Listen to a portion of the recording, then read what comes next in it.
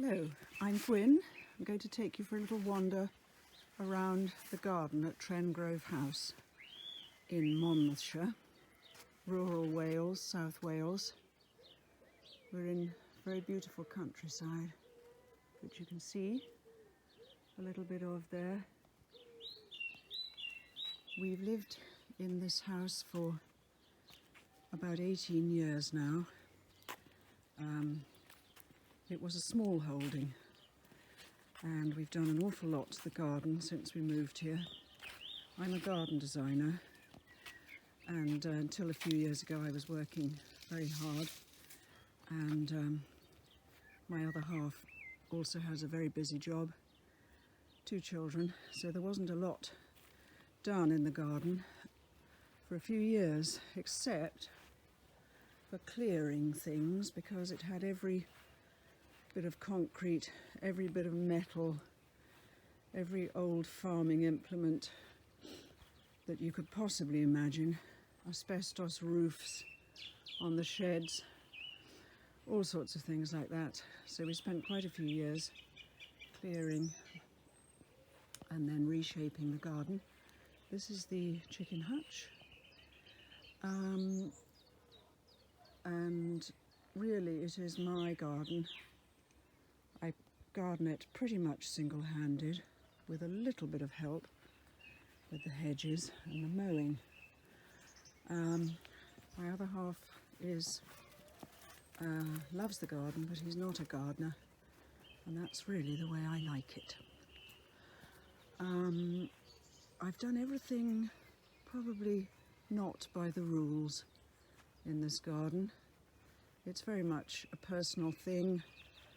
There aren't a lot of fancy plants, really, just the odd one, like this beautiful Chimonanthus virginicus in a pot, which is actually sitting on top of an old apple stump, because this area of the garden was an orchard, and slowly these venerable old trees, which are over 70 years old, are falling over as the weather gets to them, and I'm replacing with crab apples and some apples. We have ridiculous amounts of apples in the autumn which we can't use really, so I find the crab apples are a better bet, because you can just ignore the debris on the ground then. I've planted under the apple trees here, and of course the conditions have changed a lot because we've lost trees. So really a lot of this planting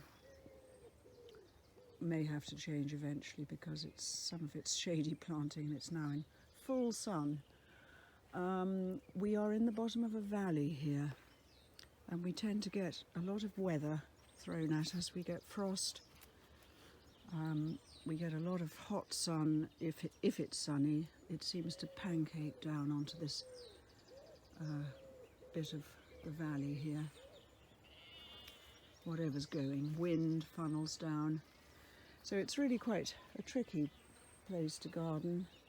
The soil is very light as well, so really it dries out. We get a lot of rain in the winter sometimes, not always, and then it dries out to dust within a week or two. That is quite challenging. Here we are going through a little archway in the orchard into the centre of the garden, where there is a lovely pool, which actually I didn't put in, and I probably wouldn't have put it right there, but it is there.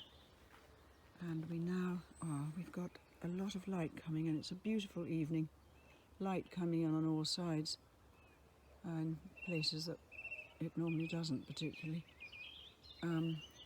This is the centre of the garden, where there's a circle of bulbs now mown down, which is there for about 5 months of the year.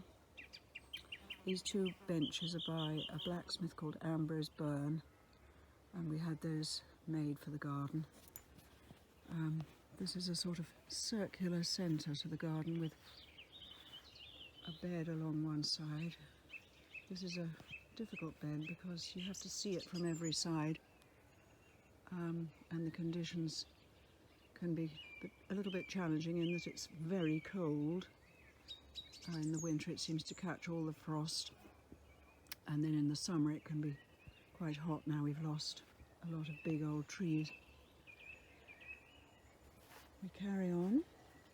At the back of the garden here there's a shady bed which is full of bulbs in the spring, bluebells, snowdrops, daffodils, and then we just try and keep it full of something in the in the summer, but it's not really a showpiece. We've got two lovely old maples here, and behind this border is an enormous hedge, which you can probably see has to be cut by the farmer. We've got a lot of huge old hedges in this garden, which we inherited. They're difficult to manage, but they are wonderful for the wildlife and the birds. We do have a lot of birds in this garden. Going through another archway with a Rosa Lady of the Lake, which I hope is going to cover that arch eventually. And here we come into a rather different area of the garden, which is the meadow, which we've been mowing very carefully for all the years that we've been in the house. It was wall-to-wall thistles when we arrived here, and I've mowed it very carefully at the right times of year, and we've now achieved local wildlife site status because of the number of varieties in the meadow. We have orchids, yellow rattle, oxeye daisy, various types of buttercup, vetch, plantains, all sorts. I've got a list. Ah, there's my garden helper inspecting things. I've got a list of all the species in the meadow, and it is like an old-fashioned hay meadow now, and it's very beautiful and full of birds and insects. There's a little path there going off around the meadow. You can walk round and down to the copse on that side. So we go back into the garden here and into the double border, which is the summer border. Now this double border probably doesn't obey any of the rules of double borders. It's really just a big mix of all the plants that I like. There are lots of roses, different things. Hydrangea paniculata, which I love, that's not flowered yet. That's Vanessa Bell there. It's divided by hedges. This is an osmanthus hedge, which is clipped in a sort of wave shape. And then, I hope you can see this because the sun is just coming into the border there. It's just a big mix of all sorts of lovely things. This is a Rosa Cornelia, which is a great favourite of mine. There are several in this border. Stipa gigantea, you can see that. It's just a big mix of lovely things. That's Rosa tea clipper. Just a little glimpse of that.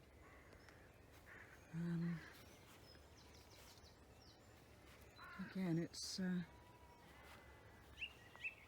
not possibly show garden level of maintenance, but it is just me doing it, so I have to allow myself a little relaxed attitude sometimes. That's Officinalis, one of my top faves. I love it. And here just by one of these great big box balls is Rosa spinosissima William III, just going over, which is a lovely shrub rose. There isn't really a plan for this border except that the top section here is darker colours and the lower section is lighter colours, and there are hedges dividing it into sections. At Osmanthus there's a bit of Rosa rugosa hedge there, which isn't quite as successful as it should be.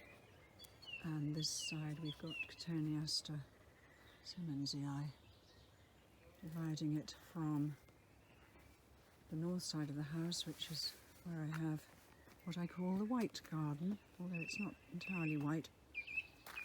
This is shadier, obviously, because it's on the north of the house. Here's one of the garden staff there. He's sitting just by, oh, scratching my Magnolia stellata, which has had its canopy raised, so we can see the lovely bark, and also you can catch a little glimpse of the orchard border through there.